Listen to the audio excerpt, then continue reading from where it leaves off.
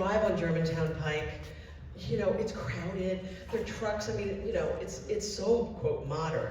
But back then, 1687, it was like dirt and small. It was probably, you know, maybe 6 or 7 feet wide at most, you know, so there were a lot of stagecoaches and other horse and carriages that would get stuck and they couldn't pass each other, right?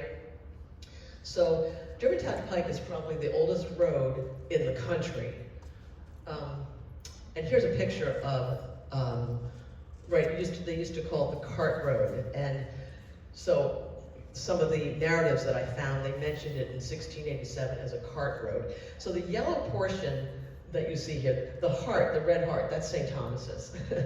And you see the yellow portion of Germantown Pike. These particular roads weren't, look, I mean, first of all, look how developed they were. This is like early 1800s. So many roads, but I have to tell you, a lot of these are old Indian trails that were expanded into, quote, cart roads. So Bethlehem Pike used to be called the Minsi Trail, M-I-N-S-I, because of the Lenape Indians. It was the Minsi clan was a sect of the Lenape Indians. So Bethlehem Pike, 1698, used a haul line principally. Edward Farmer and other colonial people back then negotiated for Bethlehem Pike, which is indicated by the blue line here, to be established as a legitimate road. I mean, previous to all these legitimate roads for which they had to apply to the provincial council in Montgomery County, it was sort of just an ad hoc road. Again, very undeveloped and very muddy and a lot of difficult travel. Then there's Skipback Pike, 1713, which again, Edward Farmer and others were very instrumental in creating and making sure that it was a very well-traveled road for business purposes. Skipback Road is indicated by the orange portion you have there next to the yellow. And then there's always Church Road, which used to be called Church Lane, and Bevan will go into that a little more detail, but formally it was laid out in 1734. But we know that informally it was used from Oxford Church down to St. Thomas's Church in the late 1600s. And that's indicated by the bright green, the color that Chris Russell is wearing today. So that's Church Road, which was then a continuation of Skipback Pike. Thank you very much. Okay, you want to talk about this? Okay. All right, so this is actually one of our old cemetery nuff. And on it, you can see that Church Road was called, I don't know if you can see it, but Church Lane up there. That's Church Road. It was straight. You know how now it bends around? It originally, that's how I got on the History Commission actually, was I was trying to figure out when and how it changed. So we're gonna look, if you notice throughout the presentation, we'll have Church Road very appropriately for the Eagles in green. So you're gonna see it on a bunch of maps as we continue. That's where the old, the third church was, and we'll actually see this in a couple drawings later on. So we'll zoom in on that. Here's our first third church, and you'll see that the fourth church was kind of laid right over, not exactly where it was kind of shifted over a bit. And the reason we were able to build it where it is now, and that was Church Lane or Church Road. So we're actually, the corner of our church is on what used to be Old Church Road. It would have been run through originally. So here's a modern map, and you can see that's Church Road going straight. Right now it bends down here. There's the church. That's the Whitemarsh Living Center. There's Groton House. There's the solar panels. The barn. The cottage. The parish house, where we are today. Churchill Hall. And there's Camp Hill Road. Bethlehem Pike. current Church Road. Those are our 3 entrances. And this little piece we're gonna zoom in on for a minute. There's Old Church Road, right? So we're gonna look at that. Okay, so there's Old Church Road, and you can see this, that's going through the cemetery, you know, that drive that goes around the cemetery? Well, that is on this old map. So that's where, just to orient you to where all that is in this map. And here you can see our 3rd church on there, the parsonage, which is the corner house, the schoolhouse. There's Bethlehem Pike. Up there's where the 4th church would have been. We added on our first parish house. We used the schoolhouse as a parish house, but this was the first one built just as a parish house in 1921, and then in 1948 we had to add on because we were getting big. So I'm going to play some guessing game here. So who can tell me, and don't raise your hands all at once, haha, who can tell me where this is? What road is this? That's Mill Road, and that is Flowertown. Right. Is it Stetton?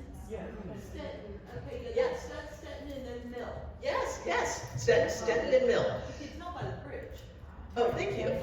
You can tell by the bridge. So, right, so, So the sheep are straight ahead to the left. Yeah, the Yes. street is on the left, the farm, Erdenheim Farm is on the left. yes. Yeah. Okay, it's going to get a little more difficult. I have 3 other roads to show you. So this photo was taken about 1920, and if you look on the pole there, you'll see there's a hunt, a fox hunt, and the arrow is saying, hey, go over here, right, you know, to celebrate the fox hunt and participate in that. So you'll see kind of through the woods, Bevan, can you center on, see that white building? You know, that's just about where Edward Farmar's house was. In the late, we believe somewhere maybe in the early 1700s, mid 1700s. I'm still looking into that with Philip Farmar, but we know it was right around that location, which is pretty cool. Okay, next slide. Okay, how about that, Julie? You don't get to participate. You're too smart. Okay, who knows where this is?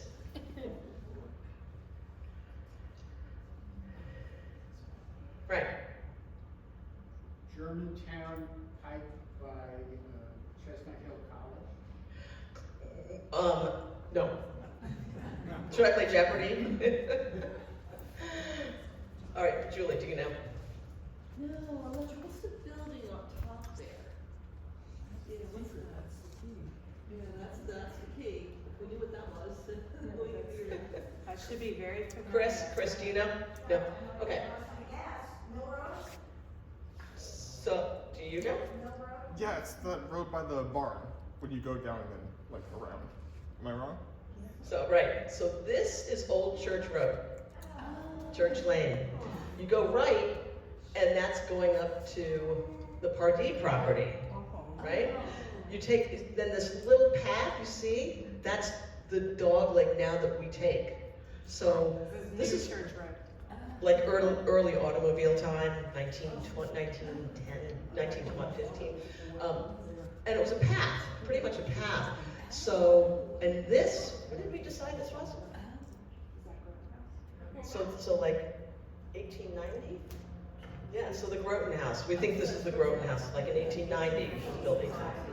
Yeah, 1895-ish. Okay, how about this one?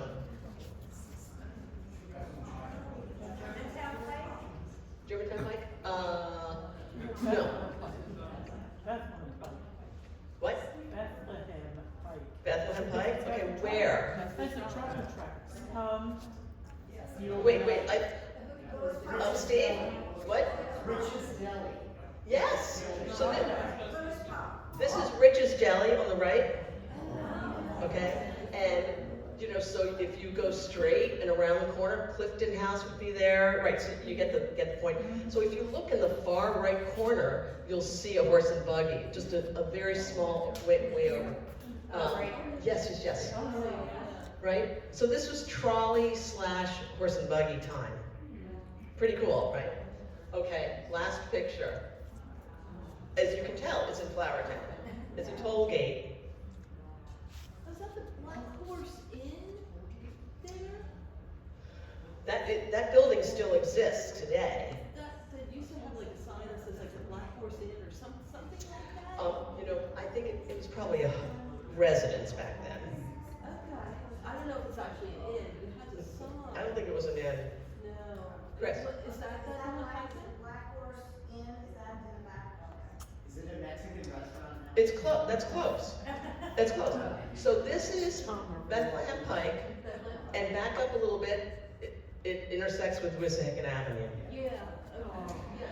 And here you had, on your horse and buggy, you can see on the right-hand side, you had, at the top, there's a little sign. On the top of this toll gate, it says, "Stop and pay your toll."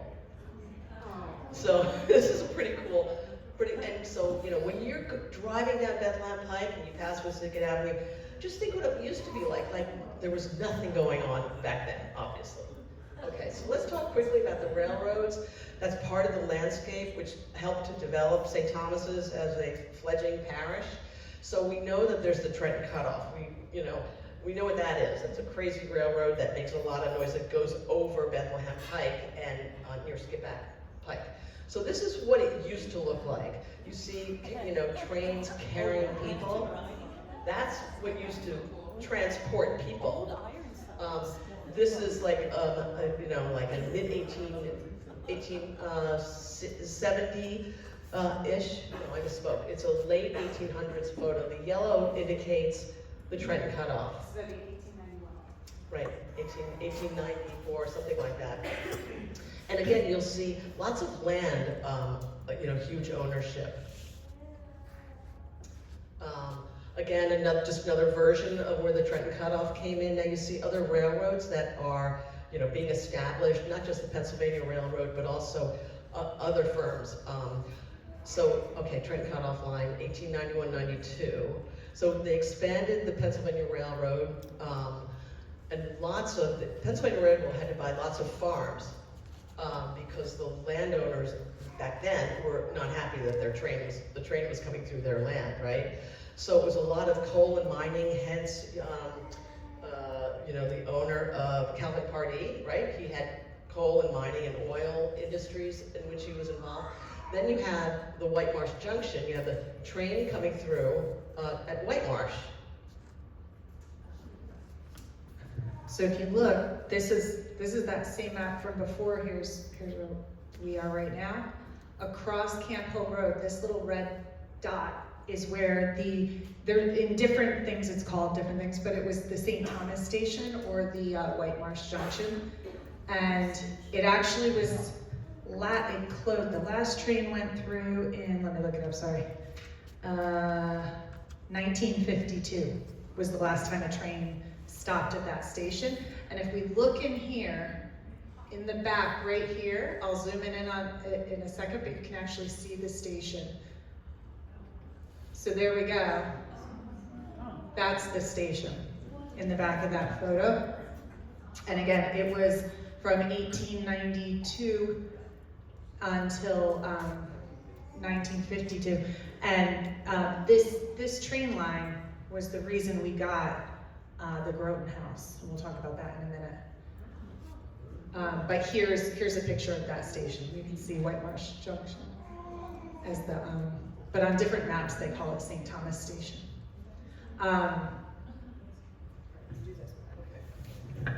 So the early population, again, obviously, you know, the more populated a particular area is, brings more business, brings more, you know, economic investment and so forth. So in 1785, 5 inns, and we'll talk about that in a second, Julie. Grist mills, one of which was farmers, paper mills, and 2 tanneries. Tanneries is like helped. It was all about horses and other farm animals. All right. So here is the wheel pump inn, right? So of the 5 inns that we were talking about before, you know, 1785, we have 1732 wheel pump. We have, this is kind of cool. So Gilkey's Corner, Andrew Gilkison was a major player in our church.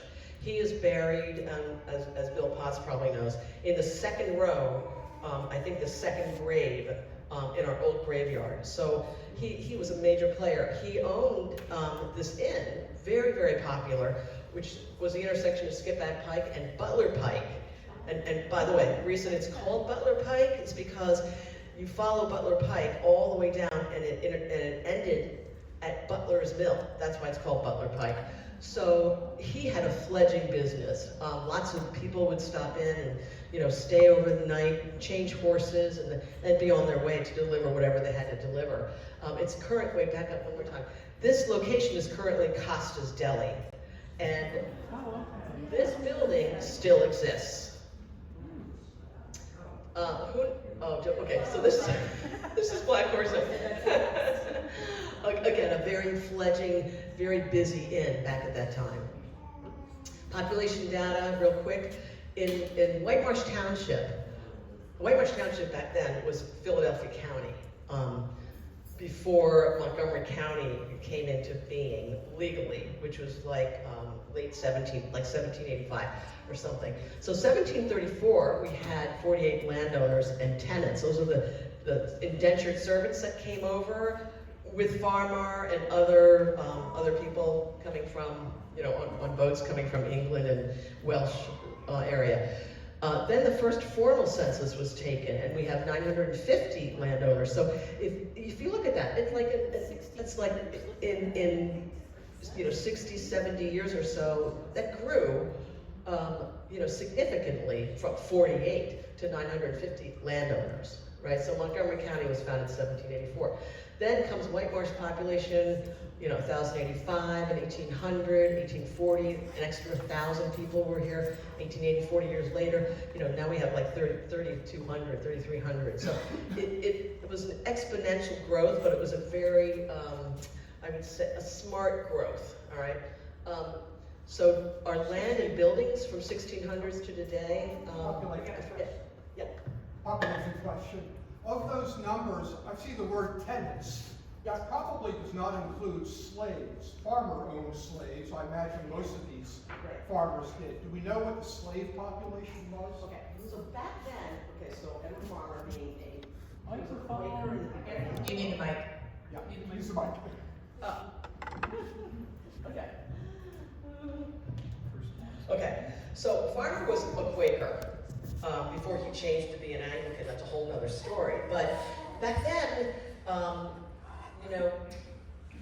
to my knowledge, they weren't called slaves. They were indentured servants. And what I mean by that is a lot of the people coming from, this area is pretty much populated from German and Scotch, Irish, and Welsh. And they brought over their servants. I have no idea what their skin color was, but that's what they were called, indentured servants. And what happened is they would come over with Edward Farmer, etc., and they owned land, the landowners owned the land, and they said to the indentured servants, John Scull, for example, S-C-U-L-L, okay, if you work on my land for 4 to 8 years, you can then, I'll give you like 400 acres. And that happened. I have, they're called warrants, not deeds, but I have them from like 1698. I have a warrant from 1702 and 1704, where Edward Farmer literally is giving land to these indentured servants. I have no idea what their skin color was, but I'm assuming they were probably from Germany and Welsh and Wales, etc. So I don't know if they called them slaves back then, but Edward Farmer, he was so against that slavery movement that, that's pretty, in my view, pretty profound. But there are ads in the Philadelphia Gazette, Farmer requesting the return of an escaped slave of his, and he called it a slave, not a servant. Yeah. So I think that's a little too Gentile a description of what the reality is. I'll definitely, I would love to look into that, but I do know that he was adamant about don't own the slaves. You know what I'm saying? I know that. Did the warrants become deeds? No, they were literally called warrants. No, I'm saying, did the property go record? Yeah, no, the warrant was, it was sort of a different nomenclature. It was a legitimate deed. And if you could prove you had a warrant from the old farmer deeded land, then you were the owner of that land. That's all I know. Yeah. But we do have old deeds for the old graveyard. That's a whole nother subject. Okay. All right, so this, it's hand drawn, but it actually kind of shows when and how different pieces of land and the buildings were added onto our property. So if you look, this was our old cemetery where the second church was. We're not really sure where the log cabin would have been, somewhere up here, but we don't know where exactly. So in 1710, that's what we had. 1746, we added on that land.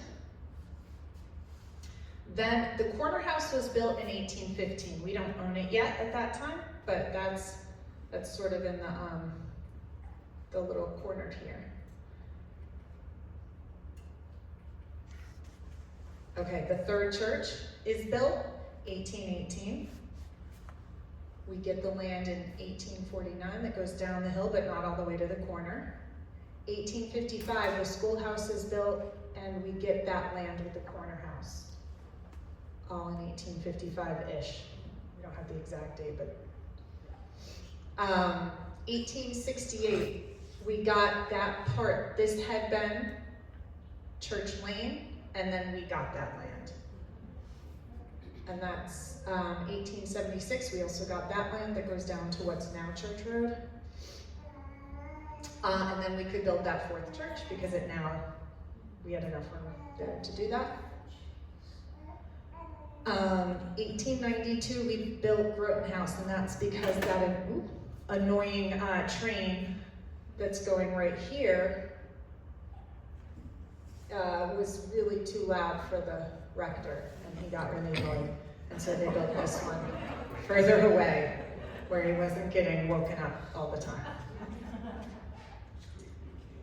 Okay, the party buildings were built in 1899. We didn't own them yet, but they're there. And then in 1905, we built this driveway, and you can see it starts at the corner where we still have that gate. And then this is the bend in the road. But we changed that up. Oh, we got the land across the street. We later sell that. But that's our first parish house was then built attached to the schoolhouse. So that's up in this corner. In 1921, they changed the path of the driveway.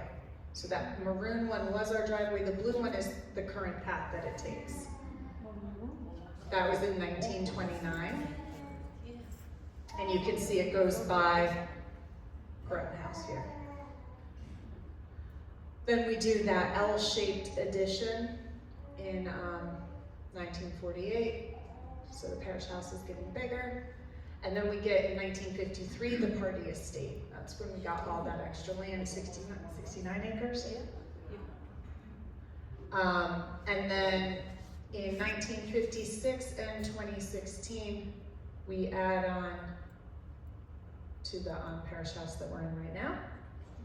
And in 1958, we sold off some of that land over there to McNeil Labs. So that's just kind of giving you an overview of how we got all our land. So this is what the old front gate looked like in 1915. Pay attention to this little sign because I think it's similar to one we're going to see in a minute. Here's the gate. You can actually see it a little bit better. Do they look familiar? Yes. But notice there's two. Do we have two right now? Yeah, two metal gates. The two metal iron gates? Right now you'll notice we just have one here, and then if you go around the corner, there's another one. They split them. And so we still have these, they're one right here in that same place, although we don't drive through it now. And then, over here, there's that other one along the side. And then, can you see this? I think that's the same sign that we saw in the last one. But they were very anti, if you look in the vestry minutes, they did not want automobiles up on our hill. So there were signs everywhere. You can only drive carriages up here. Until a little later, and they actually ended up buying in 1915 a car so that Mr. Groton could drive to visit parishioners. So then they took the signs down. And they also reworked, there was actually a more gradual route onto the hill that came from the north so that people could not get stuck on the steep hill. All right, so here we're back to that map. And I don't know if you can see what that says, but it says sheds. The sheds were a really important part of our hill, and it was a huge piece of the landscape prior to the automobile. And I think Julie's got a few things to say about it, but if you look, we're gonna look at this photo later in a minute, but these are some of the sheds that were up there. You wanna explain the sheds? Not really. I'll just say, the sheds were so critically important at St. Thomas as part of the landscape, especially the Pardee property. I mean, I'm reading in The Messenger, which was during Groton's time. He wrote like on a monthly basis, from 1913 to 1953. There's 40 years of tenure here. And in The Messenger, it's always talking about, oh, we rehabbed the sheds, or we knocked this down, or the Pardee property sheds had, they were falling apart, and we put a tin roof on them, and so forth. And cars were then housed in the sheds, and so forth. So they were a very important part of our landscape at the time. Okay, so our first building, we don't know what it looked like. This is just a drawing. This is a bad drawing. Yeah, I drew this. So. Uh-oh. But that was in my head. That's not like a real thing. But we had a log cabin on our first plot of land. We're not entirely sure exactly where on the hill it was, but Edward Farmer gave it to us, the land, and had the log cabin built around 1698. It stood until 1710. And then they built a stone, when it was called a pattern church. It was sort of like you could go on Amazon and order like a blueprint. Like they had it coming over from England. Which one is this? This isn't our St. David?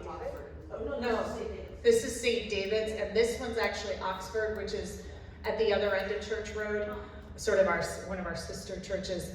But it looked like that because they were built from the same pattern. And if you go into our old cemetery, you see these red poles, and that's the corners of that second church. That's exactly where it would have been. So if you go out there, you can see where we had our second church. This is our third church. They built it in 1817.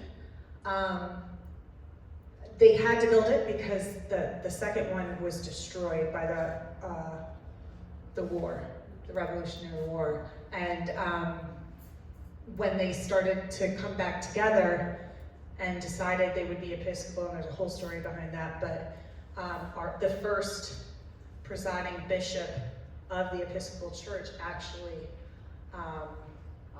consecrated, thank you, the second church. So that's pretty cool. We actually have the document with his signature and stamp. So,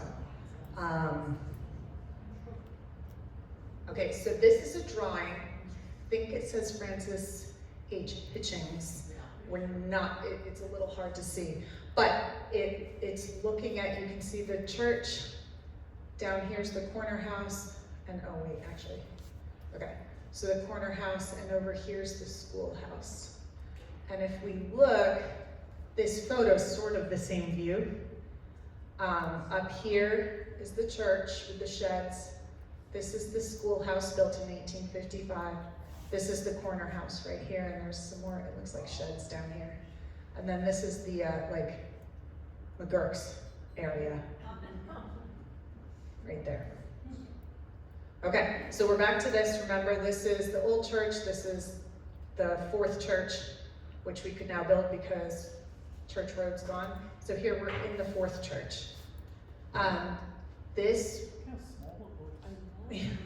Yeah, we don't have, you can see the windows here are what are in the north, or the balcony now, right? We swapped ends. Here's from the other side, you can see the rose window, which is now in House Hall, was at that end, and we kind of flipped them around. Something also to note, you can tell this was before, let me see, before 1889, this photo, because right here, what's missing? Graves. Yeah, the graves aren't there. So this is a pre-1889 photo, and then here's one, and you can see this must be post-1889. That's when the first grave was put in there. This obviously never came to fruition, but it was an early drawing of what they thought the fourth church might look like. We're missing something, right? They wanted it to look like the third church, but they decided to go a different route. And then in, let me get the date right, 1963, they started the construction to add on the narthex and the balcony. So here's some pictures from that. And this is actually what it looked like as they were redoing, because they redid the, right, because we don't have those windows in the front anymore. We have a different organ. The organ was moved. The organ had been along the side. So they actually covered it up during construction. Okay. There's Now- no root screen in that photo. When did that come in? So our root screen actually was there prior to this, but it's covered. So that,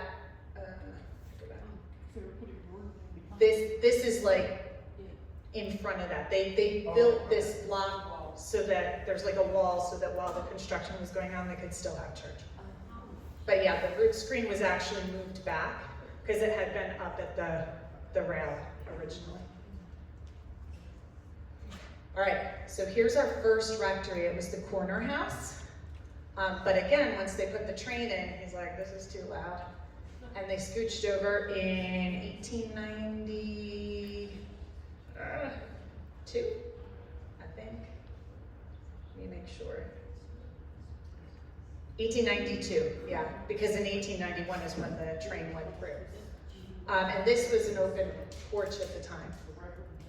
They closed it in. So then this they built for, so the first one was for George Foote, who was our first sort of permanent rector. Like, he wasn't running around to other places. And then this one was built for Samuel Snelling, who was irritated by the train, and later named for Mr. Groom because he lived there for 40 years. Then when we got the Pardee estate, it was used by Reverend McCall and his family. Yeah. Right? They lived there in what are now our offices. Yeah. And then for, it was the Academy of Music for about 20 years. And then church offices. And Hawkins, Zabriskie, and Burdett all lived off campus, but then Emily moved in into the cottage, which had been used by various staff over the years prior to that. So now the final little piece is the parish houses. Okay, so originally this was built as a schoolhouse, but it was used as the parish house as well. And it was built in 1855. This photo is taken from Bethlehem Pike, and we sort of have the same view, although we can't see this wall. I think Jim said when they did the construction, there was still some of the vines were in between the walls when they were redoing for the Whitemarsh Learning Center. You can still see some of these vines. And then this is coming down like from church, right? So when they were building the fourth church, they actually used this for church for the, how many years was that? Until 1881. Yeah, so it was like 1868 to 1881, they were using the schoolhouse as church. And then, so here we go.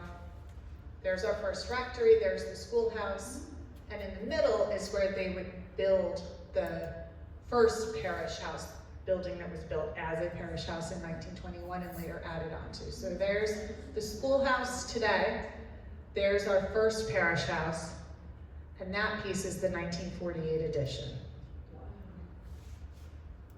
And then this one, go back. This one was built in 1957 for our growing population, and then added on again in 2016. And that is it. And so I'll say one thing.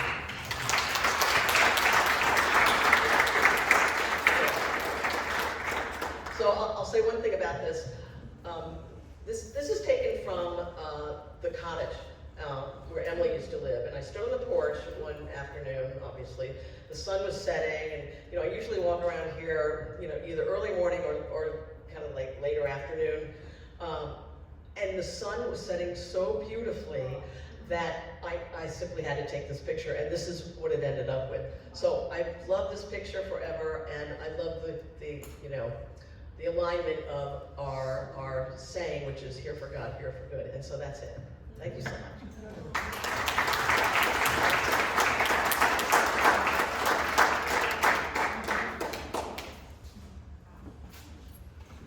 Yes? Will your slideshow be available on the website? Yes. Or, oh, will it? On YouTube specifically. Thank you. I know Mr. Farmer was connected to Mr. Emlyn, and we have the Emlyn house right down the road. Did their properties ever converge, that they were that close? How do you spell that? E-M